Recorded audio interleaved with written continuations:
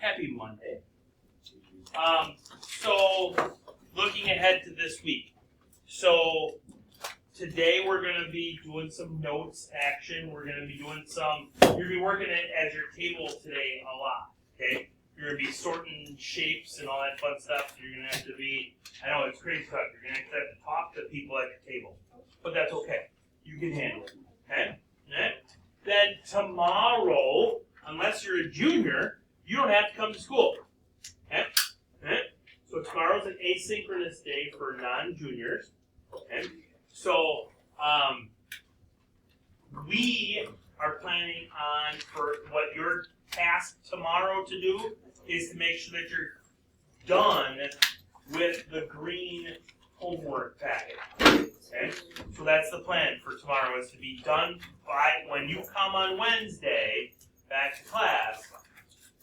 I want to be able to be done with that homework. Okay? Alright?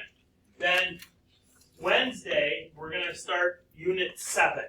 Unit 6 and Unit 7 are short, quick-hitting units. Okay? So rather than make 2 tests and take 2 days out of the schedule, we're combining those tests into one 6-7 test.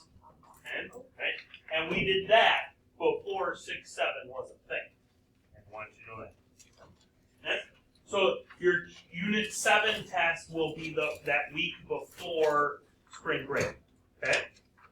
Right? Then this week, Friday, you'll also have a quiz. Okay? Right? So you'll still have a quiz this week, Friday. Okay? So if you could turn to page 20 in your retrieval. On page 20, there are 2 retrieval problems that I would like you to do. The first one is those 2 figures are congruent. Okay? What does congruent mean to us? What do you mean that they're the same? They're what, Daisy? They have equal sides. Okay, that's one thing. They got all equal sides and equal angles in the corresponding spots, right? Okay? Alright? So they have equal sides and equal angles all in the corresponding spots. Okay? And then, so we're finding all of the missing ones in both of them. Okay? And then in number 2, you've got to plot those points, find me the distance between those points, and find me the equation of the line that goes between those points. Okay? Go for it. Alright. I get side B prime C prime is 6 centimeters. Do you agree? Yeah. I get side CD is 5.4 centimeters. Do you agree? Yeah. I get side AD is 8 centimeters. Agree? And side AB is 6 centimeters. Okay. I get then that angle D is 71 degrees. Angle B prime is 83 degrees. Angle C prime is 119 degrees. And angle A prime is 87 degrees. Yes? Because the corresponding angles have to be equal, and the corresponding sides have to be equal, if it's congruent. Okay?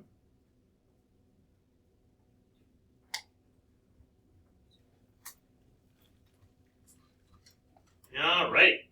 Find the distance between these points. So the first thing we got to do is we've got to plot those points. Negative 4, 1, 1, 2, 3, and 4, 1. So that's 1 point right there. 2, negative 3, 1, 2, and 3 down there. Okay, so we got to plot those points. Good. So then we can make a right triangle, and it can be either this red one,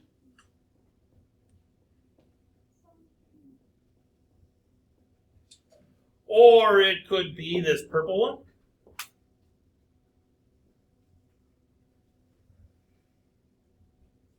Okay. Either one's going to get you the same spot, okay? Because this has a side length of 4 and a side length of 6. This would have a side length of 6 and a side length of 4. Either way, 6 squared plus 4 squared is going to be the missing side squared, because the missing side is the hypotenuse. Okay? 6 squared is 36. 4 squared is 16. 16 plus 36 is 52. So I have the square root of 52. Now, if I wanted to be exact, I would have to simplify that. Does the square root of 52 simplify? It is not prime, no. So that means it's got factors. Okay? What is a perfect square factor that goes into 52?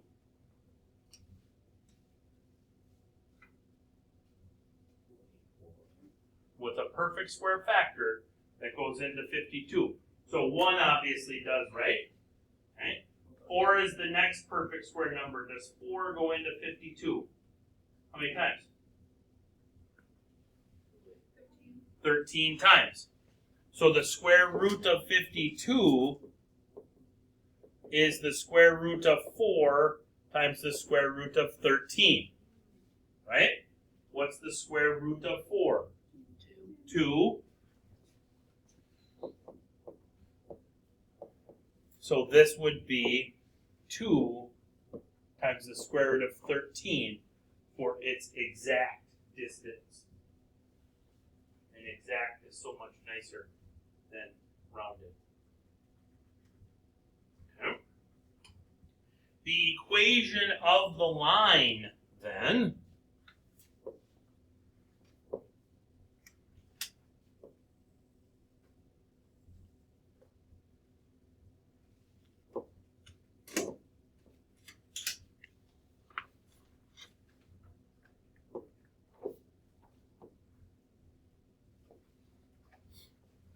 what do we need first? What do we need first? You need to find the slope first. Okay? So the slope of the line of the line between those 2 points is going to be negative 2/3. Because I went from left to right, I went down 4 and right 6. Okay? So down 4, right 6 reduces to down 2, right 3. So that's a negative 2/3 slope. Okay? Does it go through a nice, neat, easy y-intercept? It does not, so we have to do some maths then. Okay? So if I put it into y equals mx plus b to solve for b, I'm going to use my first point. Okay? So that's going to be 1 equals negative 2/3 times negative 4 plus b. This is going to be 1 then equals positive 8/3 plus b. I'm going to subtract off 8/3 from both sides. And that's going to give me negative 5/3 is my b. So we could go with y equals negative 2/3 x minus 5/3 there. Okay? If we wanted it in y equals mx plus b form. We could have gone point slope form there, and we could have gone y equals 1 minus 2/3 times x plus 4 there if we wanted. We could have also gone y equals negative 3 minus 2/3 times x minus 2 there if we wanted. Those top 2 then are point slope form. The top one is for the right point. The middle one is for the left point, using point slope form from our toolkits. Okay. Since it didn't specify which form it wanted it in, then we could just put it in any one of those 3. Okay.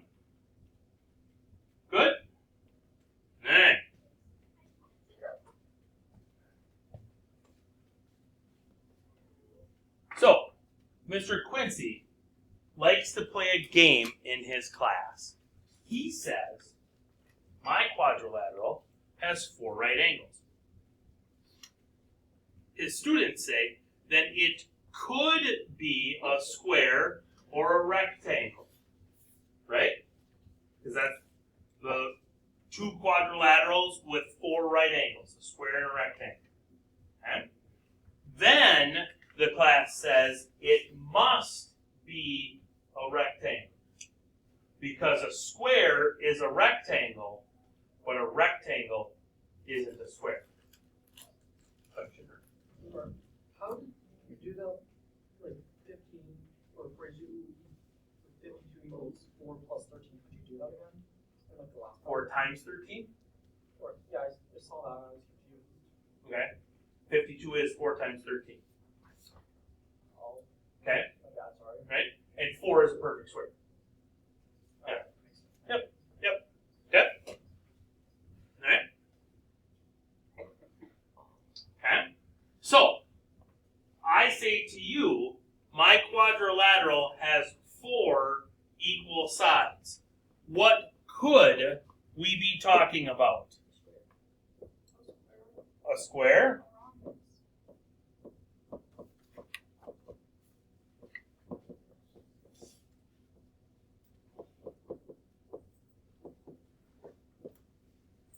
Right? Anything else that we could be talking about? With 4 equal sides. No? Gotta be 4 equal sides. Nope, I think that's it. Okay? What must it be? Nope. It must be a rhombus.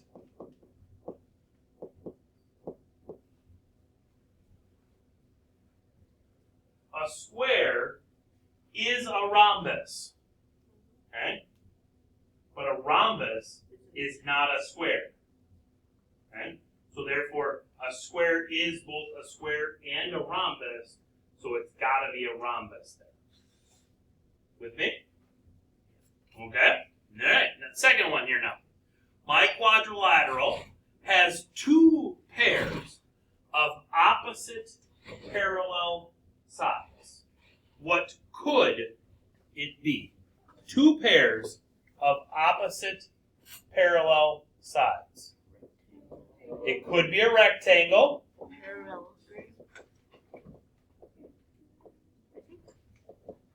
Parallelogram.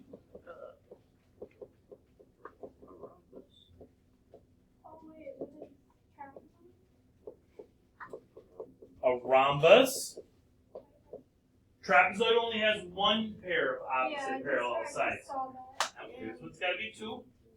And a square.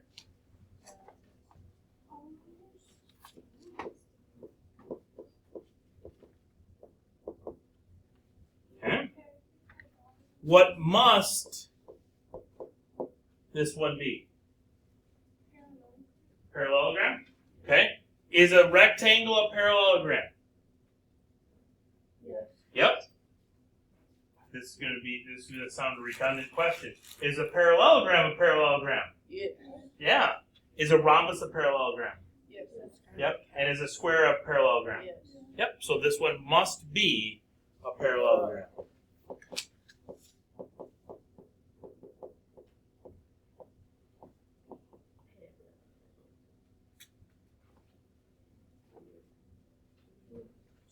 My quadrilateral has 2 consecutive right angles. No, because not all quadrilaterals have 2 consecutive right angles. In a row. So as you're going around, so like here, let me scroll up to our quadrilateral from number 1. Okay? So in a row. So like from A to B to C to D. As you're going around the quadrilateral in a row, you've got 2 consecutive right angles. A rectangle would be one. And a square would be the other one.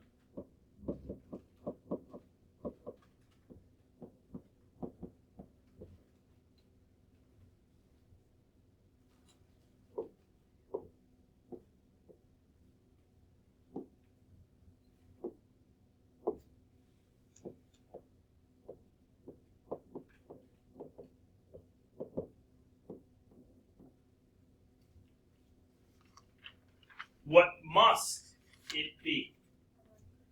A rectangle, yep. Because a square is a rectangle, but a rectangle is not a square.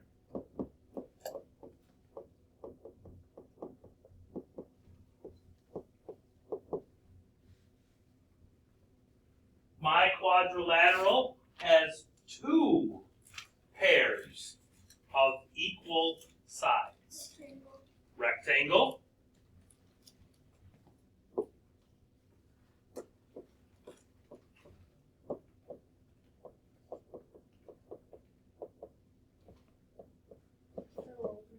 Parallelogram.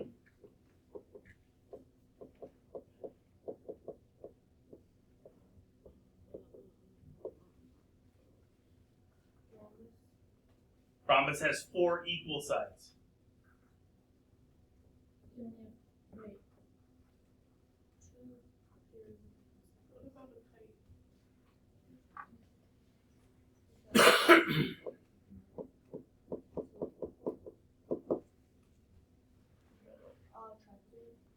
Not necessarily. Isosceles trapezoid only has one pair.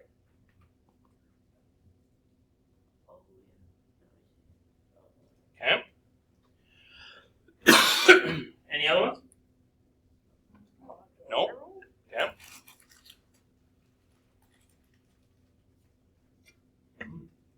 Sorry, I tickled my throat there. So what must it be? It must be a quadrilateral. Yep.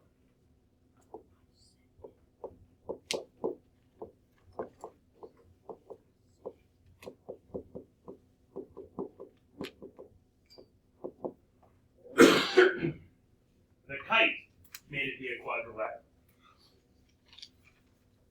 Okay. So what I've done now is, you probably didn't even notice it, but I passed out to each table a Venn diagram. Okay. I also passed out to each table a fancy shape bucket. Okay. So in this glass, there are 16 different shapes. Okay. What's going to happen is, I'm going to give you an attribute, okay, two attributes, and you're going to have to sort your shapes all on there, okay, by this attribute. So for instance, the first one is, it has at least one pair of parallel sides on one side, and on the other side, it has at least two sides of equal length. Okay? So in the middle here is where something that has at least one pair of parallel sides and at least two sides of equal length goes. Okay? You have to sort all 16 as a table. Okay?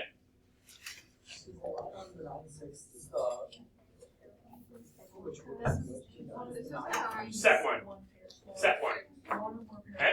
Right? Go for it. Sort those out.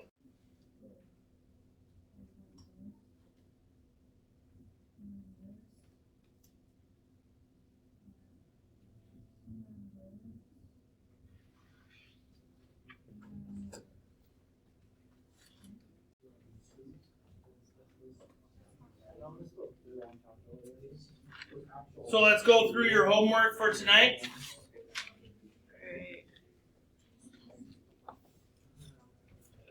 Congruent figures we've talked about the last couple of classes, so you should be able to come up with a definition to that now. What do we need to know about two figures to be convinced they're congruent? Again, talking about that. Find me quadrilaterals that best describe those. Yep, we're good there.